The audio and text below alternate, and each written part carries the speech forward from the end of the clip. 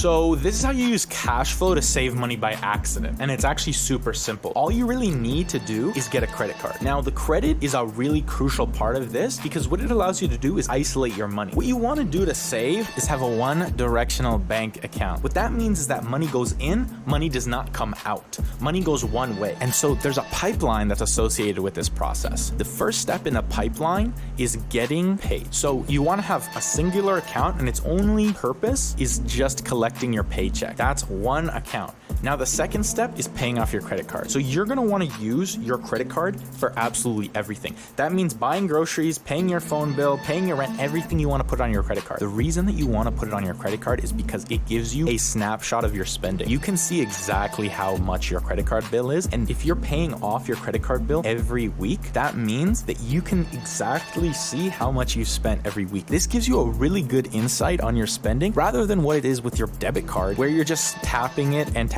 then you just see the money go down in the account. When you're kind of spending money piecemeal and just getting like $5 coffee and $3 donut and this and that, you don't really get a feel for how much you're spending. But with a credit card, you get a nice printout of exactly how much money you've spent, and that way you get a really clear view of your finances and your spending. And because you already know how much you make, let's say for example you're on salary or you're doing part-time, but you at least know your schedule at the beginning of the week, you can do some simple math to calculate how much you can spend every week. Since it's easy to know how much you're getting paid, what the difficult part is knowing how much you're spending. So that's where the credit card comes in and really helps. And that tracks throughout the week. So if you start spending too much money at any given moment, you can look at your account and see, oh no, like this is not good. The next thing that's really great about credit cards is they have a grace period. So the grace period is usually about 28 days. And that means you have 28 days to pay off the credit card before they start charging you interest. So if you do end up needing some extra money and you don't want to pay off the card fully and you want to leave a little bit of balance on there, you can do that. And if you get paid the next week or if you get paid in 2 weeks, as long as it doesn't go over the 28-day grace period, you won't be charged interest. Now, the caveat to this is that you want to make sure you are still making payments, because if you stop making payments for 28 days, even though you will not be charged interest per se, you will still suffer a penalty for missing a payment. And the payment is not actually calculated from the date of the transaction. The minimum payment is per month, which means every month you at least have to make one payment. So what I do is, to cover my ass, I always make at least one payment every week.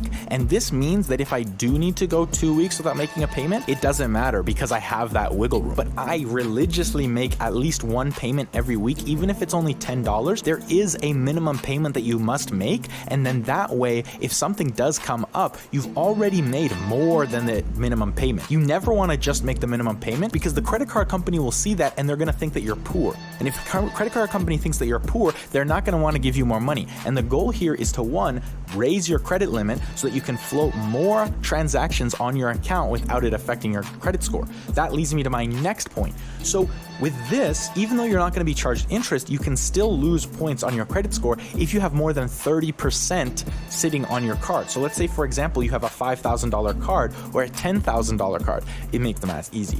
If you have a $10,000 card and you have more than $3,000 in balance on the card before you make a payment, when the credit card statement prints, it will go to the credit bureau and say they have more than 30% sitting on the card. And they'll say, that's not good. They don't have the means to pay off the card. And then they will deduct points on your credit score. So that's why you always want to make sure also that your credit card is sitting below 30% when you let the statement roll over. So the basic 3 tenets are 28-day grace period, make minimum payments, and do not allow your credit card to rack up over 30% of the limit at any given moment. And that is actually encompassing of all of your credit accounts. So if you have one credit card, it's 30% of that one card. If you have 3 credit cards, it's 30% of your total. So let's say if for example, you have 5 cards and each of them have $1,000, that means you have a total of $5,000, which means that if you have $1,500, that would be 30% of all of the available credit. It's not actually per card. It's 30% of the whole. So that's also something that you want to keep in mind. So now that you've started using your credit card for good and not for evil, you're not going to be putting yourself in copious debt anymore. Your credit score is going to be going up. And since you're being cognizant of how much money is coming in versus how much money you're spending, now what's going to happen is, naturally, since you have a good view of what's going on, you're actually aware of your financial situation to automatically start spending less every week. That means that you will then be spending less than you earn, and that delta is going to be all the money that you're putting into your account. And that's how you start saving. It's one of the most powerful techniques that that I know in finance,